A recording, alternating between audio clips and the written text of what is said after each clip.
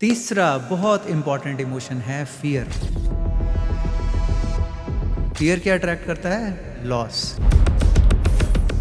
Fear क्यों होता है? मोस्टली ऐसा कहा जाता है कि हमें फियर तीन चीजों का होता है। फियर ऑफ साउंड होता है, फियर ऑफ हाइट होता है, और सबसे बड़ा फियर होता है अनसर्टेनिटी का, कि मेरे को पता ही नहीं कि आगे क्या होने वाला। मैं अपने सेशंस में एक बात कई लोगों से और इनफैक्ट यंगस्टर्स से बहुत ज्यादा बोलता हूँ कि अगर किसी चीज से डर लग रहा हो ना, if you are feeling scared of doing something, do it scared. अगर आपको किसी चीज से डर लग रहा हो तो वो डरते डरते करो, लेकिन करो। डर का मतलब हमें ये पता होना चाहिए कि डर अगर लग रहा है तो वो एक तो होता है गलत काम को करने का डर, वो ठीक है, लेकिन एक डर होता है जब मुझे पता है कि ये काम मेरे को सक्सेस की तरफ लेके जा सकता है। प्रॉब्लम सिर्फ इतनी होती है कि माइंड मेरा कंफर्टेबल हो जाता है एक चीज के साथ, वो बाहर जाना ही नहीं चाहता। अगर वो बाहर जाएगा तो वो अनसर्टेनिटी से घबराता है। मैं अपनी एग्जांपल लेके बताता हूँ। एट द एज ऑफ 39 मैंने अपना प्रोफेशन स्विच किया था ट्रेनिंग में। पहली बार स्टेज पे जाने से डर लग रहा था। बार बार होता रहा, करता रहा। फिर 500 सेशन हुए, 1000 सेशन हो गए, बहुत सारे लोगों से इंटरेक्शन हो गया। अब बहुत कॉन्फिडेंट हो गया, ओके हो गया। पहली बार जो वीडियो क्रिएट करी थी, डर लगा था। जब भी किसी चीज से डर लग रहा हो, डरते डरते करो, लेकिन करो जरूर। क्योंकि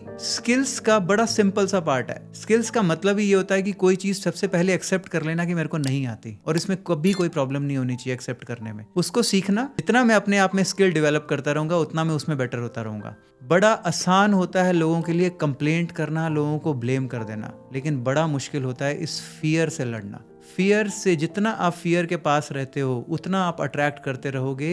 जितनी मिस्ड अपॉर्चुनिटीज होंगी लाइफ में, कोई भी अपॉर्चुनिटी आएगी। फियर किस चीज का हो सकता है? किसी दोस्त के जाने का डर, गर्लफ्रेंड के जाने का डर, पैसे के जाने का डर, नौकरी के जाने का डर। हमेशा एक डर डर डर, और उस डर से मैं हमेशा अट्रैक्ट करता रहूंगा जो मेरे को नहीं चाहिए। मैं हमेशा लॉस, या फिर मैं दूसरों का कंट्रोल अपने ऊपर, चाहे वो वाइफ का कंट्रोल हो या हस्बैंड का कंट्रोल हो, क्योंकि हमेशा ये डर लगा रहेगा कहीं ये मेरी जिंदगी से चला ना जाए, कहीं मेरी नौकरी ना चली जाए मेरी जिंदगी से। हमेशा एक डर के अंदर रहूंगा हमेशा। और फियर हमेशा मेरी बॉडी को श्रिंक करता है, सिकुड़ता है। और जब मेरी बॉडी लैंग्वेज हमेशा अंदर रहेगी, जिसको हम कॉन्ट्रैक्टेड बॉडी लैंग्वेज बोलते हैं, तो मेरा बोलने का तरीका, मेरा प्रेजेंटेशन करने का तरीका, मैं किसी से कुछ भी खुल के पूछ ही नहीं सकूंगा। इस इमोशन को पहचानना बहुत ज्यादा जरूरी है। एक मैप ऑफ कॉन्शियसनेस है। डॉक्टर हॉकिंस ने एक मैप ऑफ कॉन्शियसनेस दिया था, जिसमें फियर की फ्रीक्वेंसी बहुत ज्यादा कम है। और निकोला टेस्ला की लैंग्वेज में अगर हम समझें, तो अगर हम वर्ल्ड को, लोगों को समझना चाहते हैं, तो बेसिकली हमें फ्रीक्वेंसी, एनर्जी में समझना चाहिए।